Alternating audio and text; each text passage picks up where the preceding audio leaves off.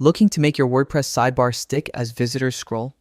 In this quick guide, I'll show you exactly how to create a fixed widget or sticky sidebar on your site so your ads, menus, or important links stay visible the whole time.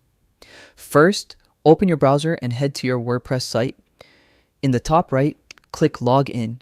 You'll see the sign-in screen. Choose Continue with Google and pick your account. Once you're logged in, you'll land on the dashboard. From here, look for the Quick Links section and click Edit Site. This opens the WordPress site editor, where you control your layout, design, and blocks. Now glance up to the top left corner and click the plus icon to add a new block. In the search bar that appears, type group and select it. This helps keep everything organized inside a single block. Next, add structure by choosing columns. This lets you create a dedicated space for your sidebar. Once the column block is in place, click the plus icon again and type sidebar to insert the sidebar block into your layout. After the sidebar appears, click directly on it so its settings show up in the right-hand panel. In that panel, find the option labeled position and open it. You'll notice it's set to default. Change that to sticky. This one switch is what keeps your sidebar locked on screen while visitors scroll through your content.